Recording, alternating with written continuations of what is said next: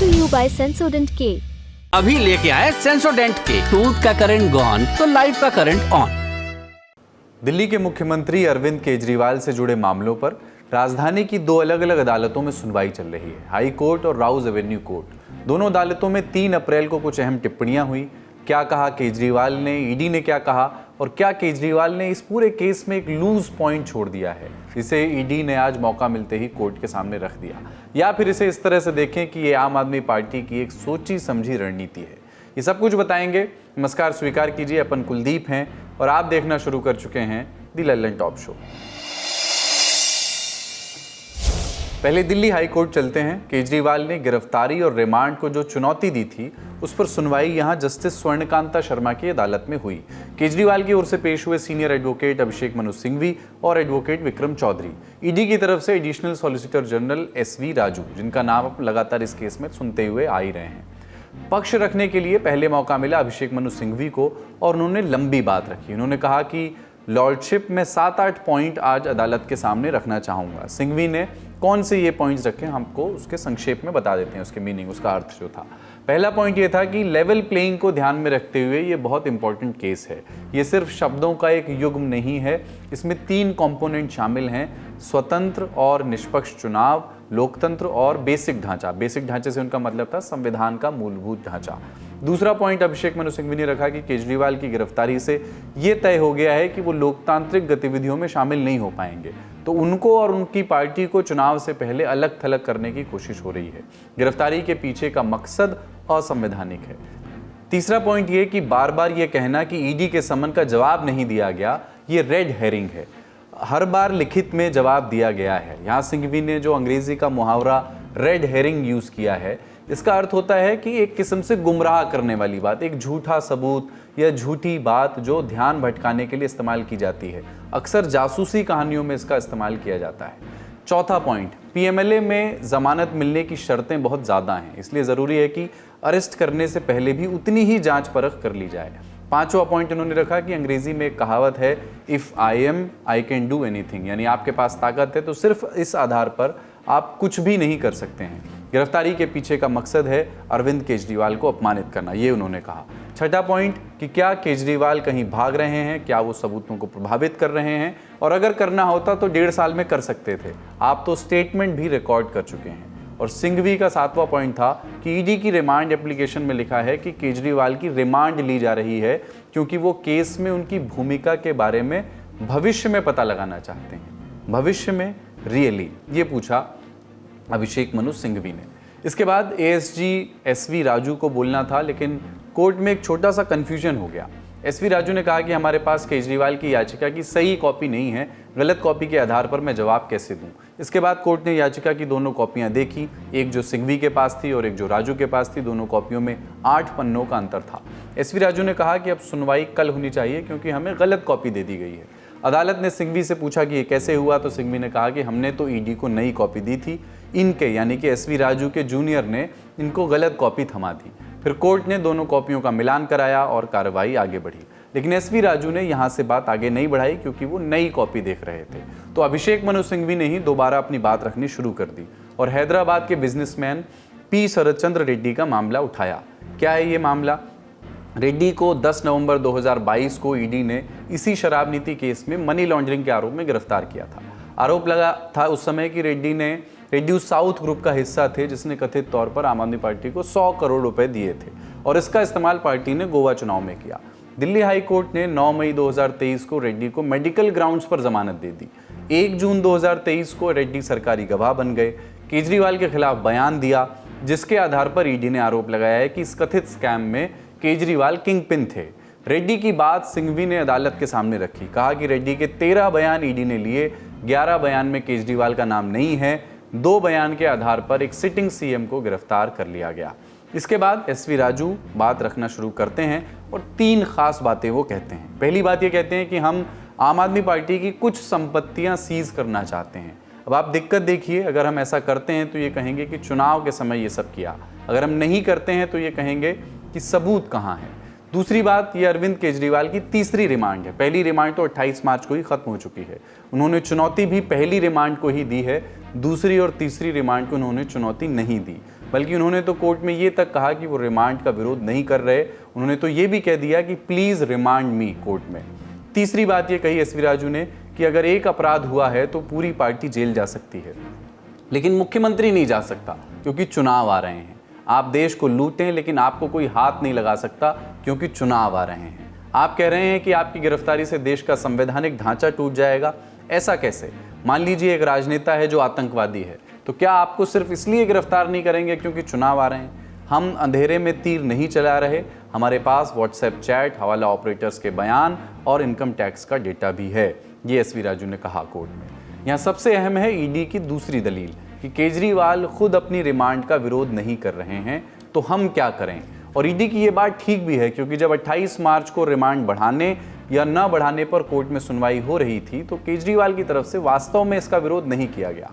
इसके पीछे क्या कानूनी टैक्टिक्स आम आदमी पार्टी लगा रही है? कोई कानूनी रणनीति है क्या इसके पीछे? हमने पूछे इंडिया टुडे में लीगल मसलों को कवर करने वाली जर्नलिस्ट कनु शारदा से।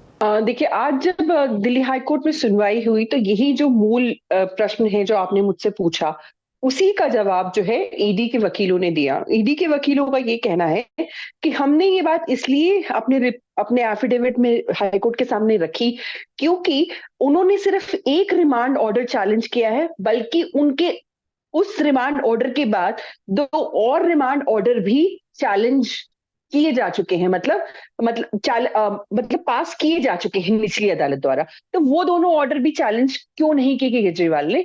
क्योंकि उनके पीछे उनका टैक्टिक है कि वो इस चीजों में उलझाना चाहते हैं। ईडी का ये क्लेम है कि उन्होंने, क्योंकि अपना पहला ऑर्डर जो है वो चैलेंज नहीं किया था ट्रायल कोर्ट के सामने, क्योंकि जब आपको याद हो राउज एवेन्यू कोर्ट में जब अरविंद केजरीवाल की दूसरी पेशी हुई थी तो उन्होंने अपने आप अदालत को एड्रेस किया था, अदालत के सामने अपना पक्ष रखा था और उन्होंने उसी दौरान अपने एक बातों में बोला कि उनको कोई प्रॉब्लम नहीं है कि ईडी उनको रिमांड पे ले सकती है या नहीं ले सकती है, उनको कोई फर्क नहीं पड़ता।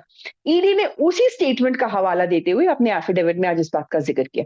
ईडी ने बहुत तमाम तरह की चीजें बताई हैं कि केजरीवाल जी ने क्या किया है, केजरीवाल जी क्यों जो है इस पूरे केस में शामिल हुए। उनका ये कहना है कि आम आदमी पार्टी के वो कन्वीनर थे और आम आदमी पार्टी का जो संविधान है, जो इंटरनल जो पार्टी का संविधान है, वो ये कहता है कि आम आदमी पार्टी जो है वो एक समूह है इंडिविजुअल्स का, तो इसीलिए वो एक कंपनी है। एक उसी तरह से हमने इनको एज अ कंपनी ओनर हमने इनको अरेस्ट किया है।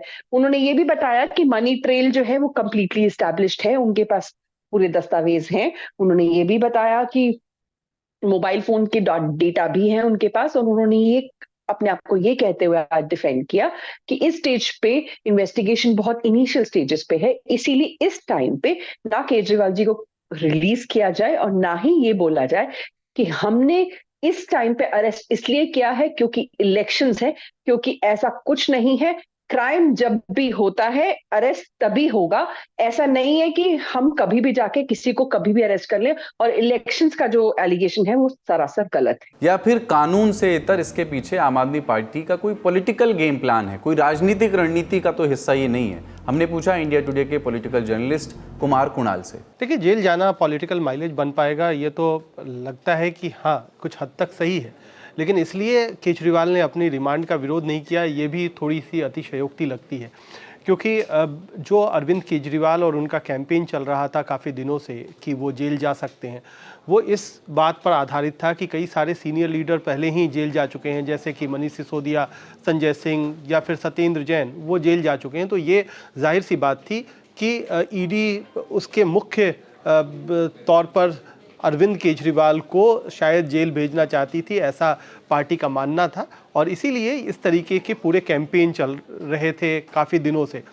क्योंकि इस टाइमिंग को लेकर के भी लगभग आश्वस्त थी आम आदमी पार्टी कि मुमकिन है कि चुनाव से ठीक पहले अरविंद केजरीवाल को जेल भेजा जा सकता है, और इसीलिए तमाम जो इस संबंध में तैयारियां थी वो भी पहले से कर लिए गए थे, चाहे कि मुख्यमंत्री वो रहेंगे या नहीं रहेंगे, जेल से सरकार कैसे चलेगी, उसके पीछे क्या कुछ कानूनी प्रक्रियाएं होंगी, क्या कानूनी तौर पर जेल से सरकार चलाना संभव हो पाएगा या नहीं हो पाएगा, फिर चुनाव में अगर जाएंगे लोकसभा चुनाव में तो वहाँ पर कौन किस तरीके से इस पूरे चुनाव को हैंडल करेगा, उसमें अरविंद केजरीवाल की गिरफ्तारी के मुद्दे को किस तरीके से भुनाया जाएगा, ये सारी चीज़ें तय थी। लेकिन इस बात को शायद कहना कि जानबूझ करके रिमांड पे चले गए, अरविंद केजरीवाल रिमांड को नहीं रोका उन्होंने, ये बात थोड़ी अतिशयोक्ति लगती है, क्योंकि अगर ऐसा होता तो फिर हाई कोर्ट में वो जमानत लेने नहीं जाते, और अगर हाई कोर्ट में इस पूरे मामले पर उन्हें सेटबैक मिलता है तो फिर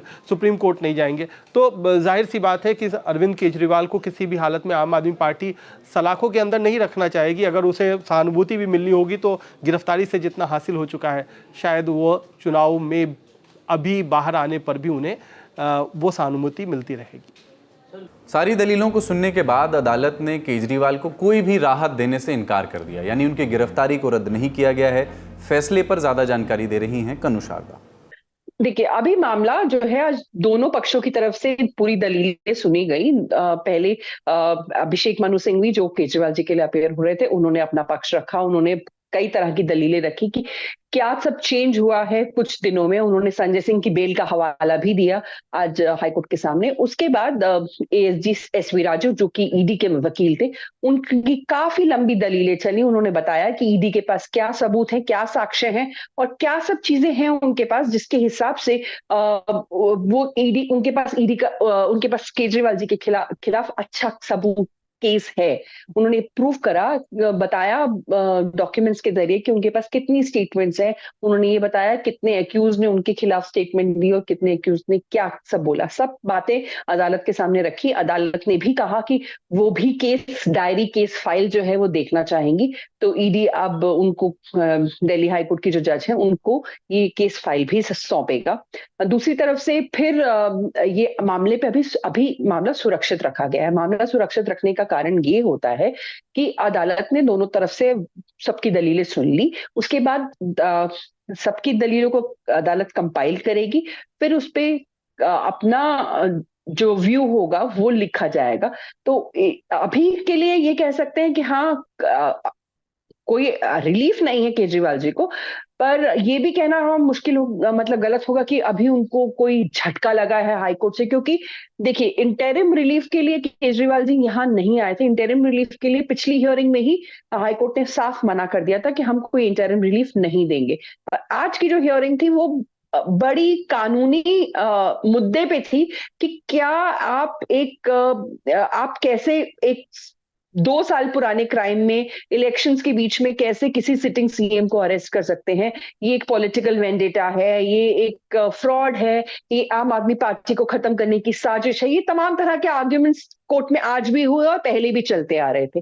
पर ये कह देना कि हाँ अभी इसलिए ऐसा हो रहा है, तो ये बात गलत होगी। अभी के लिए हम ये कह सकते हैं कि अदालत ने अपना फैसला सुरक्षित रख लिया है और अदालत जो है अब ये फैसला करेगी कि अरविंद केजरीवाल जी का जो अरेस्ट है और जो रिमांड ऑर्डर उनको राउज एवेन्यू कोर्ट की तरफ से दिए गए हैं, क्या वो सही है कानून की नजर में या नहीं। इसके अलावा दिल्ली की राउज एवेन्यू कोर्ट में दिल्ली जल बोर्ड के कथित घोटाले वाले केस में भी 3 अप्रैल को सुनवाई हुई। ईडी ने दिल्ली जल बोर्ड टेंडर से संबंधित मनी लॉन्ड्रिंग केस में 8000 पन्नों की चार्जशीट दाखिल की है। चार्जशीट विशेष सीबीआई न्यायाधीश भूपिंदर सिंह की अदालत में दाखिल की गई। ईडी ने कुछ अधिकारियों सहित एनकेजी इंफ्रास्ट्रक्चर को आरोपी बनाया इस मामले में। इस केस में ईडी की जांच सीबीआई की एक एफआईआर पर आधारित है। इसमें आरोप लगाया गया था कि एनकेजी इंफ्रास्ट्रक्चर लिमिटेड को 38 करोड़ रुपए से ज्यादा का जल बोर्ड का एक ठेका, एक कॉन्ट्रैक्ट दिया गया था, जबकि कंपनी ने यह कॉन्ट्रैक्ट पाने के लिए कंपनी जो है पात्र ही नहीं थी। इसी केस में अरविंद केजरीवाल को भी मार्च में समन भेजा गया था, जिस पर वो नहीं पहुंचे थे। अब एक तरफ अरविंद केजरीवाल दिल्ली आबकारी नीति केस में घोटाले के आरोप में तिहाड़ जेल में हैं और दूसरी तरफ इस मामले की, दिल्ली जल बोर्ड वाले मामले की जांच भी आगे बढ़ गई है। इस बीच आम आदमी पार्टी का कहना है कि केजरीवाल जब से जेल गए हैं उनकी सेहत पर बुरा असर पड़ रहा है। आप विधायक दिलीप पांडे ने प्रेस कॉन्फ्रेंस में केजरीवाल की सेहत का मुद्दा उठाया। तिहाड़ जेल प्रशासन तो एक दिन की बात करेगा जब उनके पास गए। वो हम बात कर रहे हैं जिस दिन उनकी गिरफ्तारी हुई तब से लेकर और लास्ट अपडेट आने तक और ये ऑन रिकॉर्ड है। जब वो अरेस्ट हुए 69.5 kg उनका वेट था और लास्ट अपडेट जो आई तब उनका वेट 65 kg था। ये 4.5 किलो जो वजन कम हुआ है, इससे कोई भी प्रशासन, कोई भी व्यक्ति झुठला नहीं सकता और यही हमारी चिंता का वजह है। भाजपा की तरफ से मनजिंदर सिंह सिरसा ने कहा कि दिल्ली में जेल मंत्री तो आम आदमी पार्टी के ही हैं, तो पार्टी के लोग तिहाड़ की व्यवस्थाओं पर सवाल कैसे उठा रहे हैं। अरविंद केजरीवाल जी को परसों कोर्ट में पेश किया गया था। वो अच्छे तंदुरुस्त थे और उन्होंने खुद कहा कि मेरी सेहत भी अच्छी है और मुझे अच्छी तरह से ट्रीट किया गया है। उसके बाद जेल में है, जेल के डॉक्टर्स ने भी और जेल प्रशासन ने भी बताया, और ये याद रहे तिहाड़ जेल वही है जिसके मंत्री भी आम आदमी पार्टी के ही मिनिस्टर हैं। उनके खुद के मंत्री और उनका खुद का डिपार्टमेंट ये कह रहा है कि उनकी तबीयत ठीक है। वही आम आदमी पार्टी का जो 10 साल से नौटंकी करने का, राम मनोहर कहानियां पढ़ पढ़ के सुनाने का, ड्रामे करने का तरीका है, उन्होंने फिर से अडॉप्ट किया है। मुझे लगता है Guinness world book of record में नाम लिखा जाएगा कि किसी आदमी का एक दिन में 4.5 किलो वजन कम हो जाए। आम आदमी पार्टी आगे किस रणनीति पर काम करती दिख रही है, बता रहे हैं कुमार कुणाल। देखिए, ये पता था अरविंद केजरीवाल को कि वो चुनावों से पहले जेल जा सकते हैं, इसलिए उन्होंने अलग अलग रोल डिसाइड कर दिया था शायद पहले ही। जैसे सुनीता केजरीवाल हैं, सुनीता केजरीवाल उनकी पत्नी हैं, हालांकि कयास लगाए जा रहे हैं कि उन्हें मुख्यमंत्री बनाया जा सकता था, लेकिन नहीं, उनका रोल ये डिसाइडेड है कि चूंकि उनके नाम में केजरीवाल आता है तो केजरीवाल के नाम की वजह से वो शायद सहानुभूति ज़्यादा बेहतर ले पाएंगी। वहीं भगवंत मान का भी रोल डिसाइडेड था कि वो पंजाब के मुख्यमंत्री तो हैं, लेकिन साथ ही साथ अगर अरविंद केजरीवाल जेल चले जाते हैं तो पार्टी की कमांड उनके हाथ में होगी, क्योंकि वो अभी पंजाब जैसे बड़े स्टेट के मुख्यमंत्री हैं। इसके अलावा आप संदीप पाठक की भूमिका देख लीजिए कि संदीप पाठक एक तरीके से जो पूरा संगठन है वो इस समय चला रहे हैं। वो बहुत अच्छे अभी तक पब्लिक स्पीकर के तौर पर नहीं आए हैं, लेकिन एक बेहतर संगठनकर्ता के तौर पर, चाहे वो पंजाब में चुनाव जिताना हो, गुजरात में रहा हो या बाकी जगहों पर, वो अच्छा संगठन चलाते हैं, तो उनकी वहाँ भूमिका डिसाइड की गई थी। आतिशी की भूमिका भी तय की कर दी गई थी कि जो सरकार से जुड़े हुए मामले हैं उनमें आतिशी रहेंगी या फिर मीडिया से बात करने में। इसी तरीके से जैस्मिन शाह और सौरभ भारद्वाज जैसे नेताओं की भी भूमिका तय थी। अब संजय सिंह चूंकि बाहर आ रहे हैं तो उनकी भूमिका बहुत बढ़ जाएगी संगठन में भी और बाकी तमाम चीज़ों को लेकर के भी। तो ये बात पता थी अरविंद केजरीवाल को कि अगर वो जेल में जाते हैं तो सरकार और संगठन दोनों में एक वैक्यूम क्रिएट होगा। उसको भरने के लिए पहले से ही भूमिका भी तैयार थी और उसकी स्ट्रेटजी, रणनीति भी तैयार थी। इन सारी बातों के बीच आम आदमी पार्टी के लिए एक राहत की खबर भी आई है। 2 अप्रैल को सुप्रीम कोर्ट से जमानत मिलने के बाद 3 अप्रैल को पार्टी के राज्यसभा सांसद संजय सिंह के जेल से बाहर आने की प्रक्रिया शुरू हो गई। उनको जमानत कुछ शर्तों पर मिली है, जैसे कि जमानत के दौरान दिल्ली एनसीआर से बाहर वो नहीं जा सकेंगे। अगर जाना ज़रूरी है तो इसकी जानकारी उनको कोर्ट को देनी होगी। संजय सिंह सबूतों के साथ छेड़छाड़ नहीं करेंगे, उन्हें अपना पासपोर्ट भी अदालत में जमा कराना होगा, उनकी लोकेशन पर भी नज़र रखी जाएगी। संजय सिंह इस केस को लेकर कोई टिप्पणी या बयान नहीं दे सकते हैं। संजय सिंह के केस में ईडी की तरफ से जो वकील पक्ष रख रहे थे उनमें बांसुरी स्वराज का भी नाम था। बांसुरी स्वराज पेशे से वकील हैं और इस समय दिल्ली की नई दिल्ली लोकसभा सीट से बीजेपी की उम्मीदवार भी हैं। सुषमा स्वराज की वो बेटी हैं। ईडी के वकीलों की लिस्ट को सामने रखते हुए सौरभ भारद्वाज ने उनके नाम पर सवाल उठाए। उन्होंने ट्वीट किया कि संजय सिंह जी के मामले में ईडी की तरफ से वकीलों में भाजपा की प्रत्याशी और इनकी प्रवक्ता बांसुरी स्वराज का नाम है। मैंने कल ही कहा था कि भाजपा और ईडी एक ही बात है। इसके बाद ईडी ने अपने वकीलों की लिस्ट में से बांसुरी स्वराज का नाम हटा दिया है। ये हुई दिन की बड़ी खबर और अब सुर्खियों पर नजर डालते हैं। राज्यसभा के 54 सांसदों का कार्यकाल खत्म हो गया है। इनमें से 49 सांसद 2 अप्रैल को सेवानिवृत्त हुए। वहीं 5 सांसदों का टेन्योर आज 3 अप्रैल को खत्म हुआ।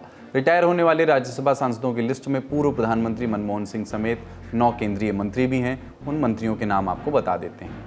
सूचना और प्रौद्योगिकी मंत्री राजीव चंद्रशेखर, विदेश राज्य मंत्री वी मुरलीधरन, एमएसएमई मंत्री नारायण राणे, शिक्षा मंत्री धर्मेंद्र प्रधान, स्वास्थ्य मंत्री मनसुख मंडाविया, पशुपालन और मत्स्य पालन मंत्री पुरुषोत्तम रूपाला, पर्यावरण मंत्री भूपेंद्र यादव, रेल मंत्री अश्विनी वैष्णव, सूचना और प्रसारण राज्य मंत्री एल मुरुगन।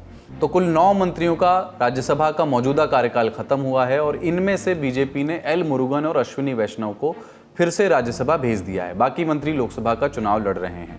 एल मुरुगन को हाल ही में राज्यसभा भी भेजा गया था और साथ ही बीजेपी ने इन्हें तमिलनाडु की नीलगिरी सीट से लोकसभा का चुनाव भी लड़वाना तय किया है।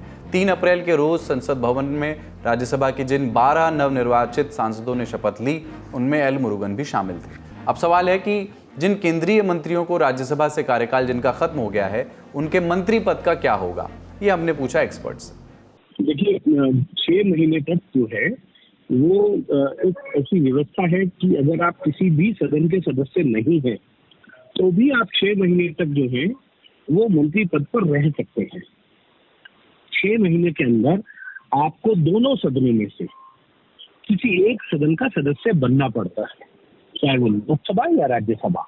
संसद के उच्च और निम्न सदन से सांसदों के आने जाने का सिलसिला अनवरत चलता रहा है, लेकिन इस साल राज्यसभा से सेवानिवृत्त हुए सांसदों में से एक शख्सियत ऐसी भी हैं जिनके कार्यकाल पर 33 साल के बाद विराम लगा है, और उनका नाम है डॉक्टर मनमोहन सिंह, जो 1991 में पहली बार असम से राज्यसभा पहुंचे थे और इसी साल 2019 में छठी बार राजस्थान से राज्यसभा सांसद बने।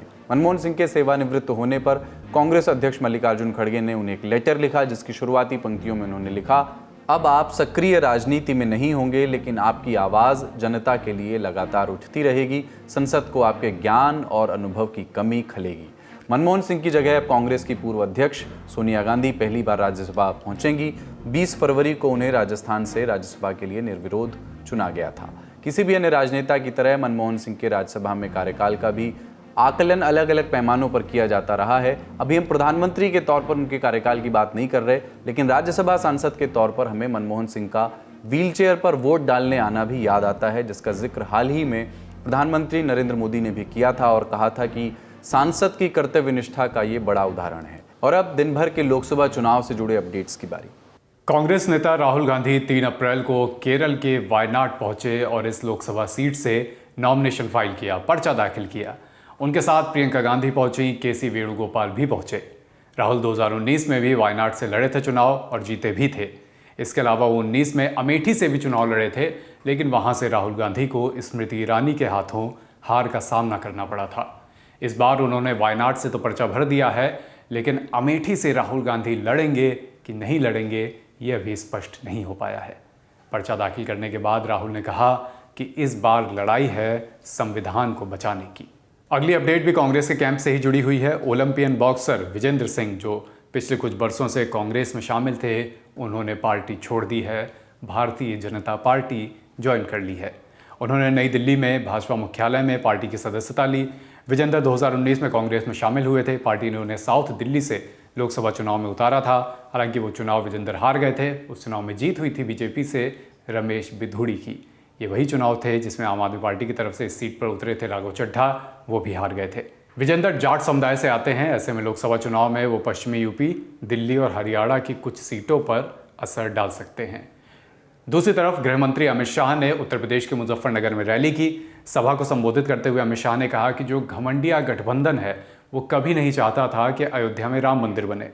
अमित शाह ने कहा कि इन लोगों ने 70 साल तक इस केस को लटका कर रखा।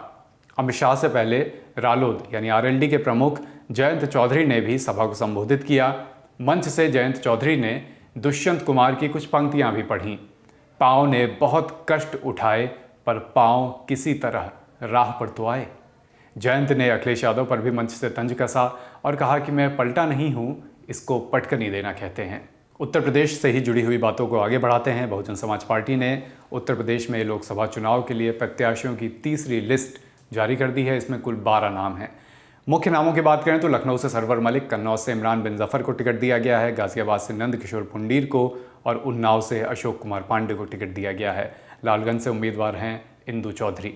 मथुरा से प्रत्याशी बदल दिया गया है, अब सुरेश सिंह को उम्मीदवार बनाया गया है। पहले टिकट दिया गया था कमलकांत उपमन्यु को। मैनपुरी से गुलशन देव शाकिर, मोहनलालगंज से राजेश कुमार को कैंडिडेट बनाया गया है। लोकसभा चुनाव से जुड़ी एक बड़ी अपडेट जम्मू कश्मीर से भी आई है। यहाँ पर महबूबा मुफ्ती की जो पार्टी है पीडीपी, पीपल्स डेमोक्रेटिक पार्टी, ये 3 कैंडिडेट अपने लोकसभा चुनाव में उतारेगी। तीनों कैंडिडेट कश्मीर से रहेंगे। कश्मीर को लेकर तमाम बातें हैं। जम्मू कश्मीर में कितने कैंडिडेट उतरेंगे, कश्मीर में कितने उतरेंगे, फिलहाल एक एक करके तमाम पार्टियाँ अपने पत्ते खोल रही हैं। महबूबा मुफ्ती ने पत्ते खोल दिए हैं कि कश्मीर में 3 कैंडिडेट उनकी पार्टी से चुनाव लड़ेंगे। जम्मू पर भी वो जल्द ही ऐलान करेंगी, ऐसा पार्टी का कहना है। दूसरी तरफ कश्मीर की बात हो रही है तो ये चुनाव इसलिए भी अहम है क्योंकि कश्मीर में इसी साल अगस्त सितंबर तक विधानसभा चुनाव भी कराए जाएं, ऐसा सुप्रीम कोर्ट का निर्देश है। लोकसभा चुनाव भी हो रहे हैं। पहले ऐसे भी कयास थे कि लोकसभा चुनाव के साथ ही कश्मीर में विधानसभा चुनाव भी कराए जाएंगे, लेकिन फ़िलहाल ऐसा नहीं हो रहा है। अगस्त सितंबर तक की डेडलाइन है, तब तक कश्मीर में विधानसभा चुनाव हो सकते हैं, जो कि अनुच्छेद 370 के निष्प्रभावी होने के बाद यहाँ पर पहले विधानसभा चुनाव होंगे। चलते चलते चुनावी किस्सा, चाहे लोकसभा के चुनाव हो या विधानसभा के चुनाव, वोटिंग के दिन शराब की दुकानें बंद रहती हैं, ड्राई डे रहता है। लेकिन क्या आपको मालूम है कि ये व्यवस्था पहली बार क्यों और कब लागू की गई थी? 1957 में हुए दूसरे आम चुनाव में चुनाव आयोग ने वोटिंग वाले दिन शराब की दुकानें बंद रखने का निर्देश पहली बार दिया था। मकसद था कि मतदान केंद्र के आसपास हल्ला हंगामा ना हो और लोग शराब पीकर अव्यवस्था ना फैलाएं।